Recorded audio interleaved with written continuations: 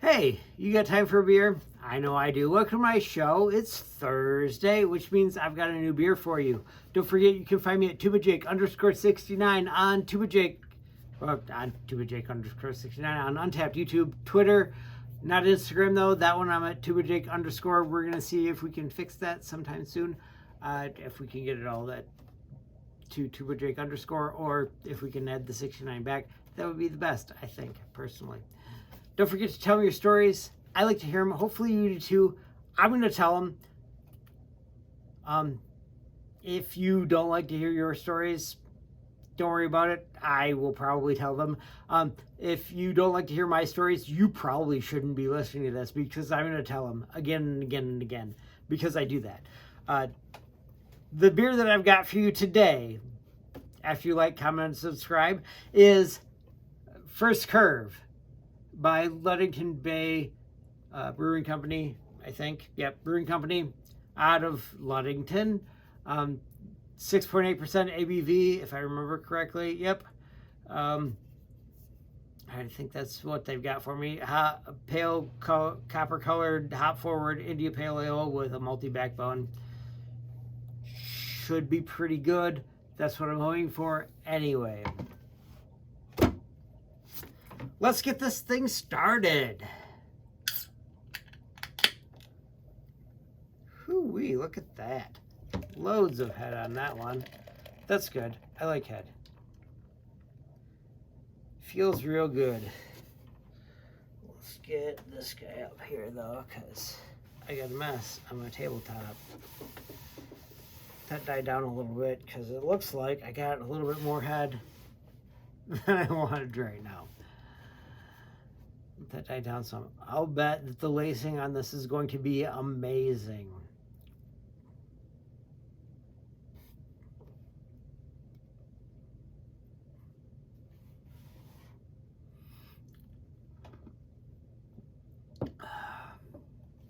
It smells like an IPA.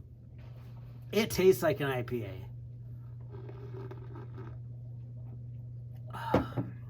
Those nice West Coast vibes. I can feel them. It's the reason I'm pointing at this slow brew glass, because slow brew is incredibly West Coast, Central Coast to be specific. These are super awesome, from what my brother-in-law says. I mean, he's from there, and the brewer there, one of the brewers there, I assume, that it's just one of them. I don't know for sure if it's all of them or not, are from there. Like, Ron knows them from high school, or at least the one of them that I had lunch with, which was awesome because it was a 2-beer lunch for him, and it was probably a 3-beer lunch for me. And I'm pretty sure I only paid for one of the 3 beers that I had, because he was like, "Oh, you like those things?" I like all of the things, is the problem.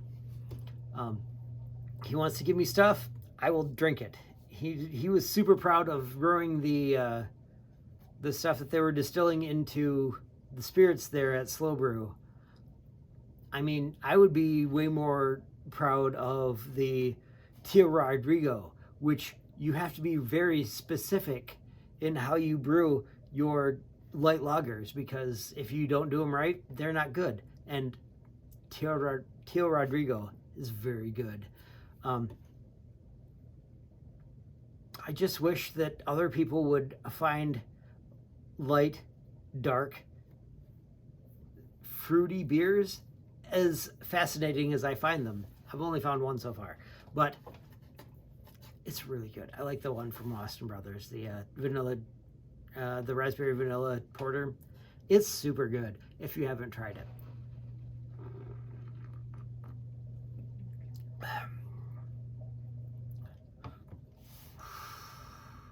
That is really sweet.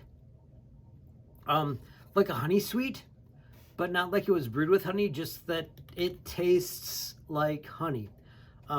So my guess is that it's a honey malt instead of just straight up honey, because honey tastes a lot more like alcohol when you ferment it than honey malt does. This tastes like honey as opposed to honey malt, and it's good. There's a lot of haze in this, which I'm kind of surprised about because usually you wouldn't see that in a West Coast IPA. West Coast IPAs are supposed to be clear and amber. Amber, not so clear. Usually lots of really good lacing, which I'm expecting this one to have because it had a really good head on it.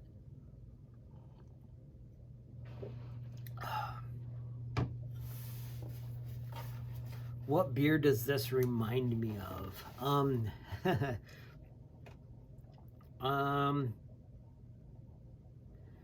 Kind of reminds me of the M43, 43. I think that's the one from Old Nation. A little bit of that one. I'm trying to think if I had a really good one for the Workhorse. I think is the one out in Slow. I think that's the one. Iron Horse, Workhorse, one of those two. It's been a little bit since I've had that one, and I checked it in. I didn't look real close at it because it was like the third one that I'd had that day, and it was good. I liked it, and it probably tasted a lot like this. It was West Coast, but the reason that you might get this cloudiness is possibly hop haze, just because they added a lot of hops, which is fair because this is a bitter beer. It's nice. I like that. West Coast beers should taste like West Coast beers. I would prefer that they look like West Coast beers too. So a clear amber, clear and amber, and taste like hops and malt, because that's pretty much what they taste like. If you've got a good one, it will taste a lot like a Two Hearted or a Pliny the Elder. I've had both of those. There are other ones that I'm sure that they taste like, but I have not had those. I may have had those and they're just not coming to mind right now because they're not at the forefront of my brain. And I have been drinking a little bit today, a little bit. It's my second day off in a row, and I like to do that sometimes.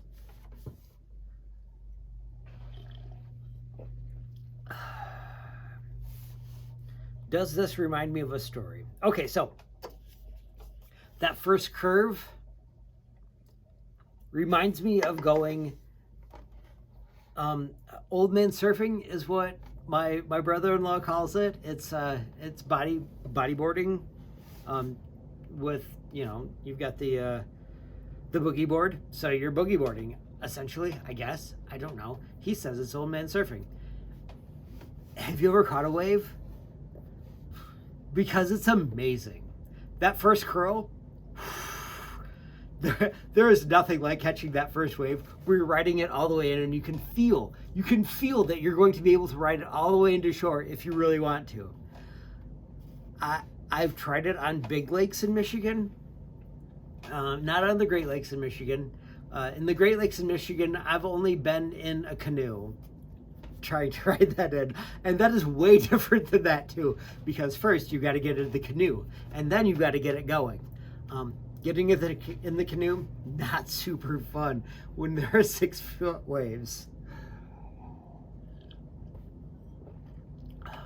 From what I could see, riding in the canoe when there were 6 foot waves was super fun, and Phil would know about that. Phil Ward, he might see this, he might not, I don't know. Hopefully he does. That would be very cool for me. So catching that first wave, it's amazing. It's freeing. It's, man, it's like flying. It really is. But in the water, it's different, I suppose.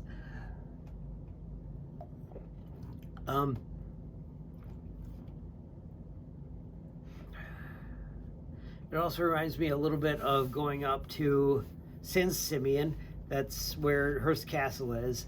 And they kept referring to it as a Mediterranean climate, which I didn't think too much of while I was there and seeing it, because I hadn't seen it from in the water.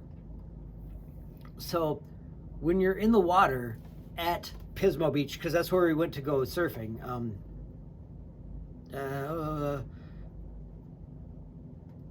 Pablo. I don't remember for sure where the surf shop is, but there's a surf shop there that they go to all the time, which is great, and it's very good. And I wish I could remember it. And Ponchos. It's Ponchos. It's right there.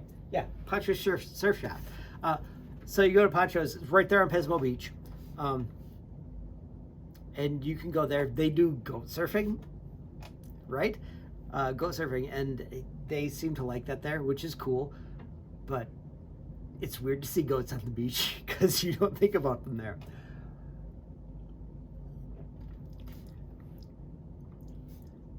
But anyway, so the Mediterranean climate. So you go on out into the ocean there, and you're looking and remembering what you're seeing online from what things look like around that area, or around in the area, even the things that you remember from the internet, wherever.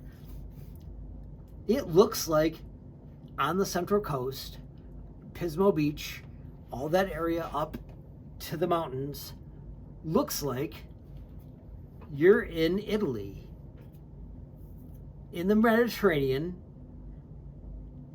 wherever. I don't know. There's like all of the different colors that you would usually see in the Mediterranean, but up into the cliffs and whatnot. It's pretty, super pretty, and it's warm like that too.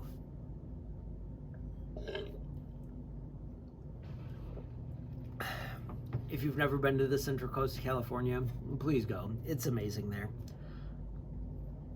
Or don't go, because I want it all to myself. Up to you, really, overall. Slow Brew, go there if you're going to go.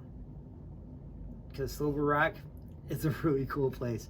They've even got like a 1984 trivia board.